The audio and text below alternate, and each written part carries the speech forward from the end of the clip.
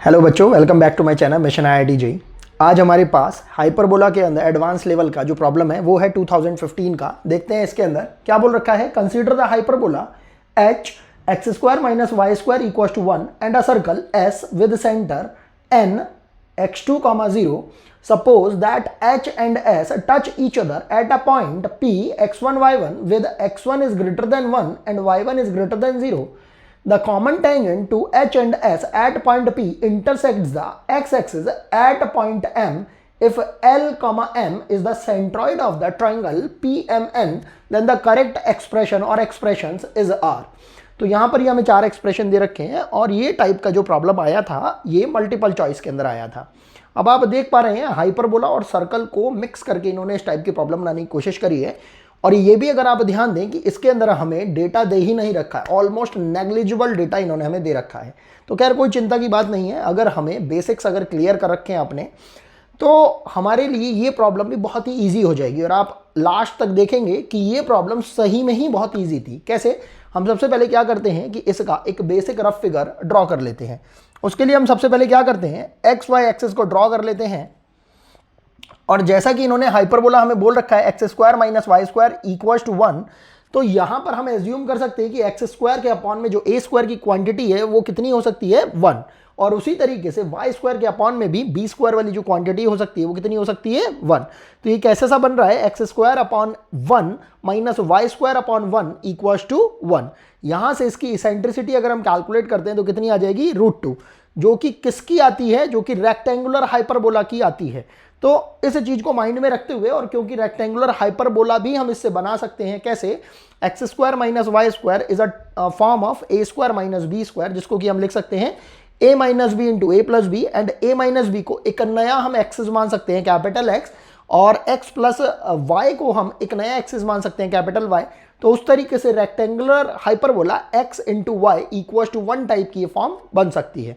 खैर हमें इसे बेसिक तरीके से अगर निपटाना है, करना है, तो हम क्या करते हैं, इसको एक नॉर्मल हाइपरबोला कुछ इस टाइप का सा ही मान लेते हैं।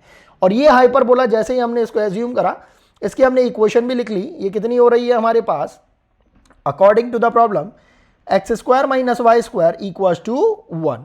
और यहां पर हमसे क्या बोल रखा है कि इसके साथ एक सर्कल भी दे रखा है जिसका सेंटर कितना है, n x2, 0। तो हमने क्या करा, यहां पर कोई एक सर्कल इस तरीके से बनाया कि वो इस हाइपरबोला को टच भी कर रहा हो। क्योंकि अगर हम सर्कल को बाहर की साइड अगर बनाएंगे तो ये बात ध्यान रखने वाली है कि अगर हमारे पास सर्कल का सेंटर x2, 0 टाइप का रहा और वो इस हाइपरबोला के इस वाले पोर्शन में अगर हम बनाते हैं तो ऑब्वियसली वो यहां पर ही इसको टच करेगा। लेकिन अगर हम सर्कल को हाइपरबोला के इस पर्टिकुलर डायरेक्शन में बनाते हैं तो जो बनने वाला जो हमारा सर्कल होगा वो कुछ इस टाइप का सा बनेगा कि वो हाइपरबोला को यहां पर टच करने की बजाय कहीं और भी टच कर सकता है। इसी बेसिक इमेजिनेशन को अपने माइंड में रखते हुए हमने इस फिगर को ड्रॉ किया है। देखने में ये जो सर्कुलर फॉर्म है ये कुछ इलेप्टिकल टाइप की लग रही है, लेकिन क्योंकि हमें जस्ट इमेजिन करना है तो इमेजिनेशन के लिए हमने ऐसा सा ये एक सर्कल बना दिया है। इसका जो सेंटर पॉइंट है हमें कितना बता रखा है, n x2, 0। और उसके अलावा ये भी बोल रखा है कि जहां ये सर्कल s टच कर रहा है इस हाइपरबोला को, that is represented by point P। और इस पॉइंट P के हमें कोऑर्डिनेट बता रखे हैं कितने, x1, y1। ये सब चीजें जो कि हमें बता रखी है वो हमने लिख दी है। अब यहां पर ये क्या बोल रहे हैं कि इस पॉइंट P पर हमने एक टेंजेंट को ड्रॉ किया है जो कि x एक्सिस पर कहीं पर जाकर मीट करती है। तो हमने इस टाइप से एक लाइन को ड्रॉ कर दिया है, ये एक टेंजेंट की लाइन हो गई है। और इस पॉइंट पर जहां पर ये टेंजेंट आकर मिली है उस पॉइंट को क्या नाम दे रखा है इन्होंने, M। और क्या बोल रखा है कि ट्राइंगल PNM या PMN, इस ट्राइंगल के लिए जो इन्होंने सेंट्रॉइड का कोऑर्डिनेट दे रखा है that is given by small l and m। LM से इन्होंने इसका सेंट्रॉइड दे दिया है, तो उसके रेस्पेक्टिवली हमें डिफरेंशिएट कर करके बताना है कि आखिर किस तरीके से हमारा कैलकुलेशन होकर आएगा। बहुत सिंपल है। यहां पर अगर हमें ध्यान से देखें, अगर इस टेंजेंट को अगर हमें कैलकुलेट करना हो फॉर हाइपरबोला तो वो हम डायरेक्टली ही कैलकुलेट कर सकते हैं, क्योंकि हमने अर्लियर वीडियोस के अंदर ये देख रखा है कि अगर कोई हमें कर्व गिवन कर रखा हो और उस गिवन कर्व के ऊपर कोई गिवन पॉइंट करके अगर हमें दे रखा हो और तब अगर हमें टेंजेंट की इक्वेशन निकालनी हो तो उसकी इक्वेशन कैसे निकलती है, एक्स स्क्वायर को हम एक्स इंटू एक्स वन में कन्वर्ट कर देते हैं, वाई स्क्वायर को हम वाई इंटू वाई वन में कन्वर्ट कर देते हैं, 2x को हम x प्लस एक्स वन में कन्वर्ट कर देते हैं एंड 2y को हम y प्लस वाई वन में कन्वर्ट कर देते हैं और कांस्टेंट टर्म को हम अनचेंज्ड रखते हैं। तो उसी को समझते हुए माइंड में रखते हुए हम क्या बोल देते हैं, ये x square minus y square equals to 1 वाली इक्वेशन की जब हम टेंजेंट की इक्वेशन निकालते हैं एट पॉइंट P, तो यहां पर ये हमारे पास इक्वेशन हो जाएगी x इंटू हम वो कोऑर्डिनेट लेते हैं जो कि P पॉइंट का हमें गिवन कर रखा होता है, तो ये कितना हो जाएगा x x1 minus y y one equals to 1, क्योंकि यहां पर ये हमारे पास कांस्टेंट टर्म कितनी है 1। अभी के लिए हम इसको बोल देते हैं इक्वेशन नंबर 1। अब क्योंकि हमसे बोल रखा है इस P पॉइंट पर सर्कल और हाइपरबोला दोनों के दोनों मीट कर रहे हैं और क्योंकि हमें केवल और केवल जो इक्वेशन बता रखी है वो हाइपरबोला की बता रखी है, सर्कल की इक्वेशन नहीं बता रखी है, तो ये जो कॉमन पॉइंट P है इसके ऊपर टेंजेंट हमने हाइपरबोला के लिए तो ड्रॉ कर दी है, सर्कल के लिए भी अगर हम ड्रॉ कर देंगे तो हमारे पास दो कर्व से सेम टेंजेंट की इक्वेशन आ जाएगी और उसको हम कंपेयर कर सकते हैं। प्रॉब्लम बस इतनी ही है हमारे पास कि यहाँ पर सर्कल की इक्वेशन इन्होंने गिवन नहीं कर रखी है। तो खैर इसके अंदर हमें बिल्कुल भी परेशान होने की जरूरत नहीं है। वो क्यों? क्योंकि हमें सर्कल की इक्वेशन ड्रॉ करनी आती है, लिखनी आती है। वो कैसे? हम जानते हैं कि अगर हमें सेंटर पॉइंट या सेंटर कोऑर्डिनेट अगर दे रखे होते हैं एच के करके, तो इक्वेशन हमारी हो जाती है x minus h whole square plus y minus k whole square equal to r square. तो उसी का ही यूज करते हुए हम देख पा रहे हैं कि यहां पर अगर हम सर्कल की इक्वेशन को अगर लिखते हैं तो वो कितना हो जाएगा, x minus centre coordinate x2 whole square plus y minus centre coordinate 0 whole square equal to r square. अब यही पॉइंट हमारा ध्यान देने वाला है। जब भी कभी किसी सर्कल के अंदर उसके सेंटर पॉइंट को सर्कल के किसी भी कांटेक्ट पॉइंट से अगर मीट कराते हैं सरकमफेरेंस के ऊपर, तो वो उसके किसके इक्वल होता है? वो उसके रेडियस के इक्वल होता है। तो हम समझ पा रहे हैं ये हमारे रेडियस के इक्वल हो सकता है, और क्योंकि हमारे पास इन दोनों पॉइंट्स के अलावा और कोई पॉइंट्स भी गिवन नहीं है, तो रेडियस निकालने का इससे अच्छा तरीका हमारे पास नहीं हो सकता है। तो हमने रेडियस निकाल दी। ये कितनी हो जाएगी हमारे पास, x1 माइनस x2 डिस्टेंस फॉर्मूले से whole square plus y1 minus 0 whole square, और क्योंकि यहां पर आर स्क्वायर लिखा जाता है तो इस वजह से अंडर रूट का साइन भी हमने हटा दिया है। अब हम इसको थोड़ा सा सिंप्लीफाई कर लेते हैं पहले, क्योंकि ये हमारे पास क्या है, सर्कल की इक्वेशन। ये हो जाएगी हमारे पास एक्स स्क्वायर प्लस x2 का square minus 2x into x2 plus y square equal to, इसको भी ओपन कर देंगे, ये हो जाएगा x1 का स्क्वायर प्लस x2 का square minus twice time of x1 into x2 plus y1 का स्क्वायर। थोड़ा और सिंप्लीफाई कर लेते हैं, देखते हैं x2 स्क्वायर से ये x2 स्क्वायर कैंसिल आउट हो रहा है, और अब हम इस इक्वेशन का यूज करते हुए क्या बना लेते हैं, टेंजेंट की इक्वेशन। तो यहां पर हमने लिख लिया, इसका यूज करते हुए हम क्या निकाल रहे हैं, टेंजेंट एट पॉइंट P। तो वो कितनी हो जाएगी हमारे पास, ध्यान से देखेंगे, एक्स स्क्वायर को तो आपने लिख दिया x इंटू x1, और क्योंकि x1 ही पॉइंट आ जाएगा, क्योंकि हम P पॉइंट के ऊपर जो अवेलेबल पॉइंट है, मतलब x1 y1 जो कोऑर्डिनेट है, उसी से पास होने वाली सर्कल की टेंजेंट को भी ड्रॉ कर रहे हैं। कितना हो जाएगा, x इंटू x1 माइनस ये 2x को हम x प्लस x1 बोल देते हैं, और क्योंकि कोऑर्डिनेट भी x1 ही है तो इसलिए x1 आ गया, बचा हुआ x2 एज इट इज लिख लिया, प्लस y स्क्वायर को क्या बोलते हैं, y into y1 equals to, और क्योंकि x1 तो हमें पहले से ही गिवन कर रखा है तो x1 square minus twice time of x1 x2 plus y1 square. इनको हम कोई भी चेंज नहीं करते हैं क्योंकि ये तो हमें पहले से ही पॉइंट गिवन कर रखे हैं। अब यहाँ पर इसको थोड़ा सा सिंप्लीफाई करते हैं, तो ये क्या हो जाएगा हमारे पास, x times of x1 minus x2 और minus x1 x2 plus y times of y1 equals to x1 square minus twice time of x1 x2 plus y1 square. इसे और थोड़ा सिंप्लीफाई करते हैं तो हम देख पाएंगे ये हो रहा है हमारे पास x times of x1 minus x2 plus y times of y1, और इसके अलावा जो भी हमारे पास टर्म बच रही है उसको हमने कांस्टेंट की फॉर्म में लिख लिया है। तो कितना हो रहा है हमारे पास x1 का स्क्वायर, और ये x1 x2 जब यहां पर जाएगा तो बचेगा कितना हमारे पास x1 x2 plus y1 square. इसको अभी के लिए हमने इक्वेशन नंबर 2 बोल दिया है। अगर हम ध्यान से देखेंगे कि ये जो हमारे पास इक्वेशन आई है टेंजेंट की, वो टेंजेंट की इक्वेशन सर्कल के पी पॉइंट के ऊपर आई है, और ये जो हमारे पास इक्वेशन आई है टेंजेंट की, वो इक्वेशन आई है हमारे पास हाइपरबोला के ऊपर, पॉइंट पी के ऊपर। अब क्योंकि पॉइंट पी तो दोनों का कांटेक्ट पॉइंट है, सर्कल और हाइपरबोला का, तो ऑब्वियसली इन दोनों ही कर्व के ऊपर, पॉइंट पी के ऊपर, सेम पॉइंट के ऊपर ड्रॉ की गई जो टेंजेंट की इक्वेशन होगी वो भी हमारी सेम ही होनी चाहिए। तो सेम टेंजेंट की अगर इक्वेशन रहेगी, तो ये बात हम पहले भी डिस्कस कर चुके हैं कि ऐसी कंडीशन के अंदर हम x और y के जो कोफिशिएंट्स हैं उनको हम सेम करने की कोशिश करते हैं, और कांस्टेंट टर्म को भी हम सेम करने की कोशिश करते हैं।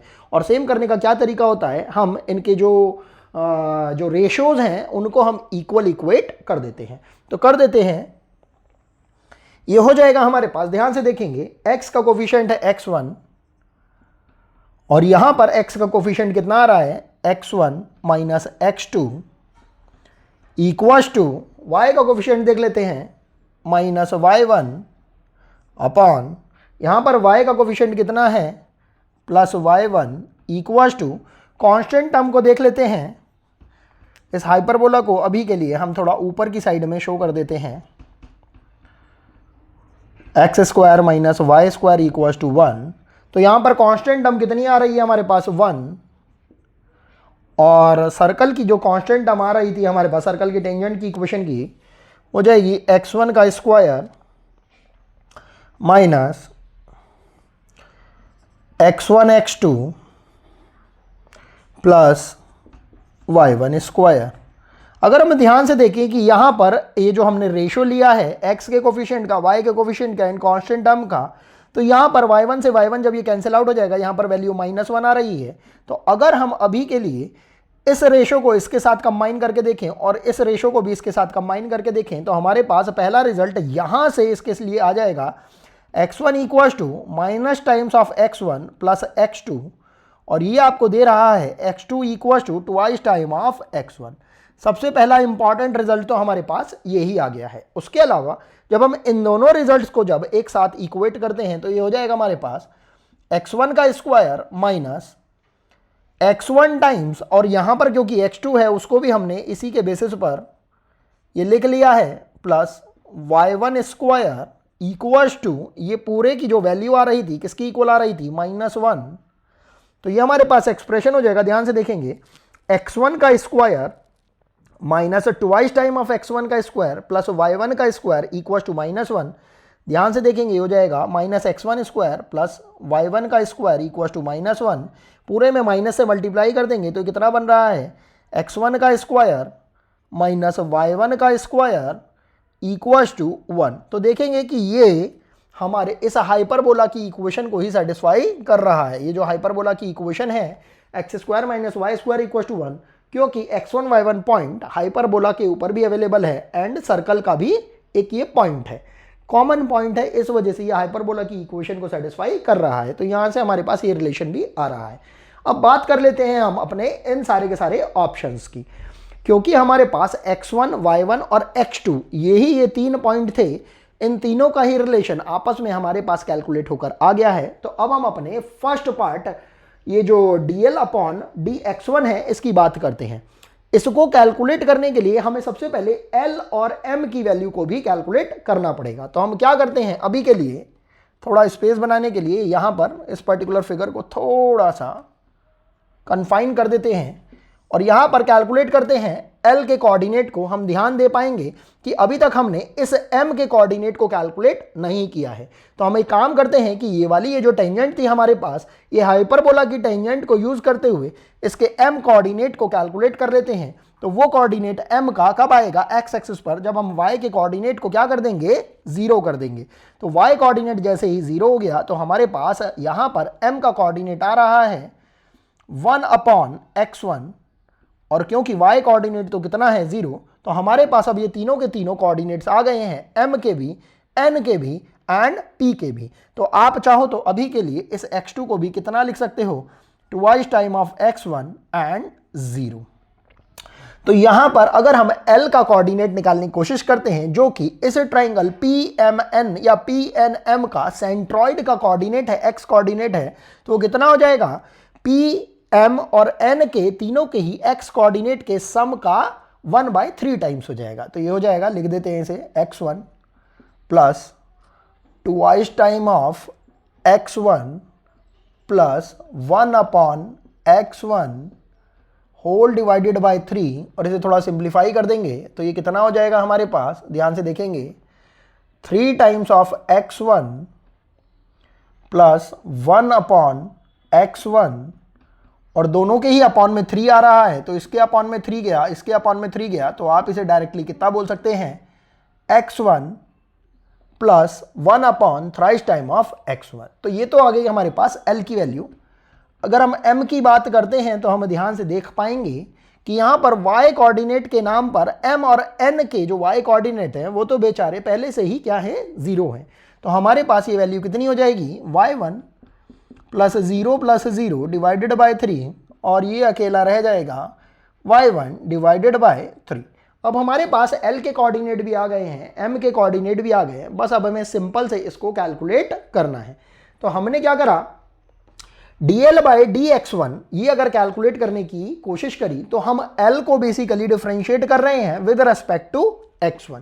तो अगर हमने L को डिफरेंशिएट कर दिया x1 के रेस्पेक्ट में, तो हम देख पा रहे हैं यहां से हमारे पास x1 के रेस्पेक्ट में डिफरेंशिएट करने पर वैल्यू आएगी 1 एंड प्लस 1/3 x1 के अंदर 1/3 तो हमारा बाहर हो जाएगा क्योंकि कांस्टेंट टर्म है, डिफरेंशिएट होएगा 1/x1 जिसकी वैल्यू आ जाएगी -1/x1 स्क्वायर।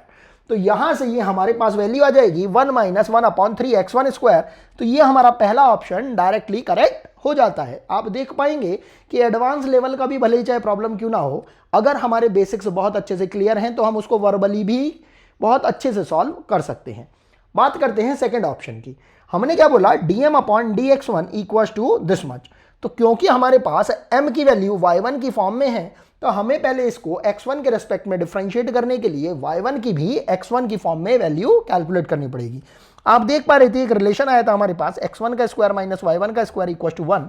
तो यहां से अगर हम y1 की वैल्यू को कैलकुलेट करते हैं, ये कुछ हो जाएगी हमारे पास 1/3 टाइम्स y1 की वैल्यू निकालने के लिए इस 1 को तो हमने भेज दिया यहां पर, तो ये हो जा रहा है हमारे पास अंडर रूट ऑफ x1 का स्क्वायर माइनस 1।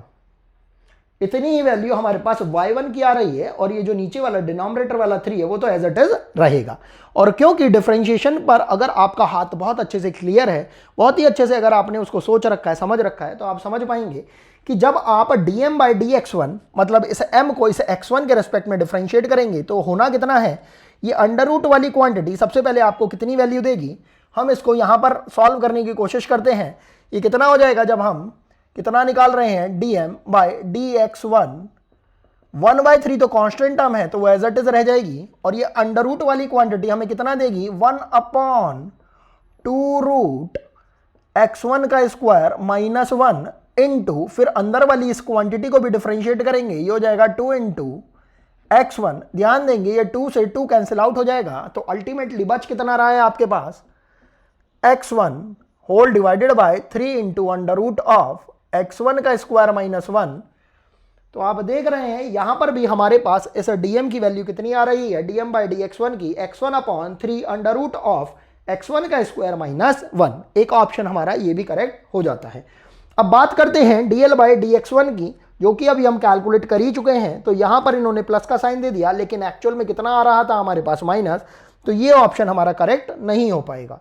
बात करते हैं dm/dy1 की।